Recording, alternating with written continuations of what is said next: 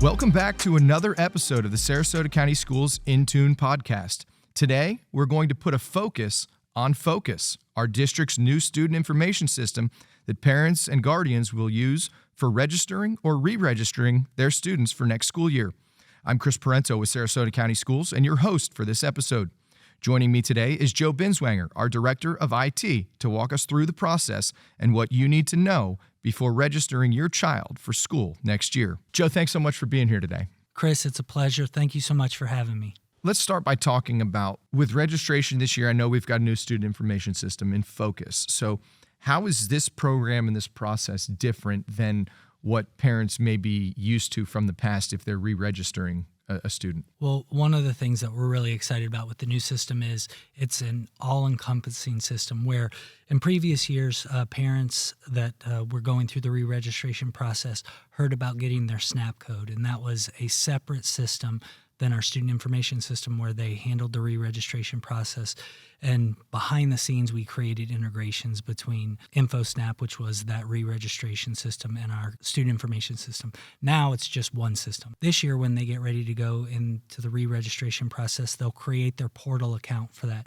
And that becomes their portal account for everything that they do for their child. Once they're logged in, they'll see their re-registration form and they'll go through that. But also in that same portal now, they'll be able to see attendance, grades, even hopefully not, but discipline data if there's something there, assessment data. In addition to that, we'll also be able to push out other electronic forms like field trips and parent consent forms for various things. In the future, we'll also be able to provide parents the opportunity to pay for yearbooks and parking spots and school supplies. So it really becomes a one-stop shop for parents to take care of everything they need for their child's educational experience. As a parent is going through this registration process, what do they need to have handy to make this more efficient and more quick for them? In the re-registration process, the biggest thing they'll need is their student's N number, which most parents at this point already know, but if not, it's on their student's report card or their student has access to it. It's basically the number they do everything with in Sarasota County.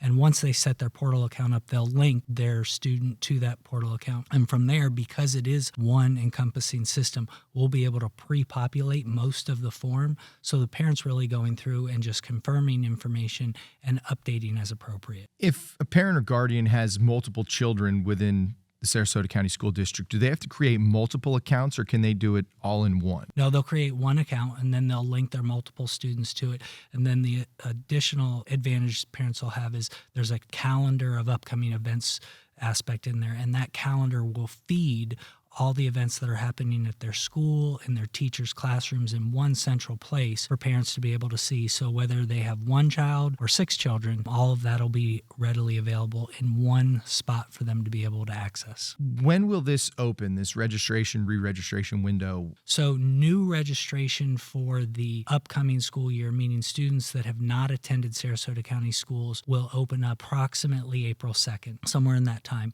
And then the re-registration portal will open up, and those forms will begin to be pushed out and information will be shared mid-April, somewhere around April 16th. We want to encourage folks to get this process done as early as possible, right? Just to help with scheduling and all of that comes with it. The re-registration application and process will begin mid-April, and we really encourage families to go ahead and complete that early, because what that's really doing is confirming student enrollment numbers at the schools, the counts, allowing the master schedulers to schedule effectively as they confirm those numbers. Now, technically, re-registration's open all the way until the beginning of the school year, but like I said, getting in and getting that done early only helps our schools be better prepared when August comes to welcome all those smiling faces. When parents go to complete this process, if they get hung up somewhere along the way, they get sidetracked, they don't know exactly what to do with the next step, what kind of resources do we have available to help them with that? We're trying to prepare parents ahead of time. So as they get ready to start the re-registration process, the landing page before they create their portal and begin,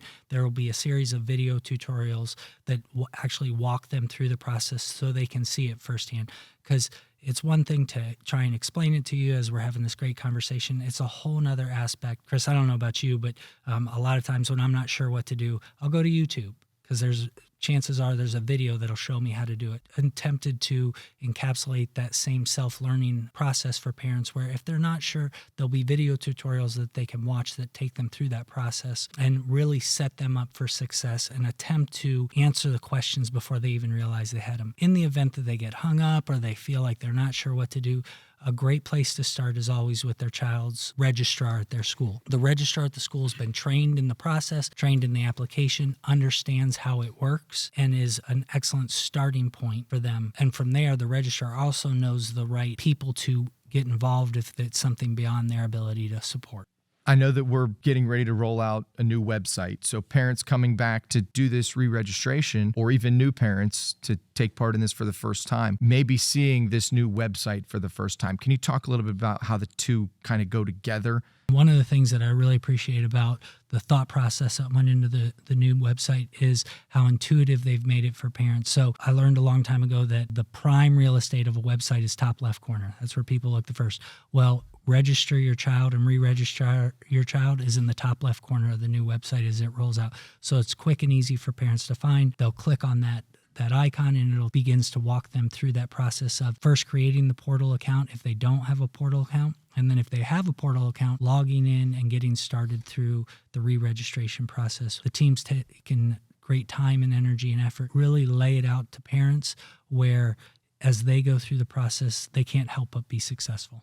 This is a student information system that is used in a lot of districts across the state. So I know change can always be a little bit difficult to move to something new, and you mentioned a little bit of it earlier, but this is truly going to be a one-stop shop for parents to go to find all of the education information they'll need for their student, not just this school year and next school year, but their entirety of their tenure here in Sarasota County Schools. Chris, maybe what's most exciting is really for our kindergarten and first grade parents, because as they create this portal account to get their students registered for kindergarten or this new portal account for elementary, it's the same account now that they'll have through their child's entire educational journey in Sarasota County Schools. The student information system that we're using is used in 47 other districts in the state of Florida, along with districts all across the country. This is an opportunity to ensure that information is fully updated in the student information system. Email addresses, phone numbers, the contacts, how parents want to be communicated with. Sometimes we set that information up during the original registration process or even the re-registration, and it sits idle for a year, but life changes and things happen. The new portal will make it easier for parents to keep that updated, but as they go through this re-registration process, really take the time to make sure that that information is updated, because it's only going to help us as a district communicate better with them when we have the most accurate information. Are there any new features within this new system that students will have now that they didn't have previously within the district? One of the advantages of the new system is by default, the moment a student gets enrolled, they will also automatically now have a student portal account where they can check their own grades. Previously, they had to create their own accounts. It'll be accessible through our My SCS single sign-on platform for students where they're going for their instructional materials anyways. Joe, thank you so much for joining us for this conversation and getting this important information out to parents. It's my pleasure. We're really excited about what it'll mean for parents, for students. And thank you for joining us for this episode. If you've missed any of our previous episodes, you can always go back and listen at SarasotaCountySchools.net and search podcast. We hope you'll join us next time for the next episode of the Sarasota County Schools In Tune podcast.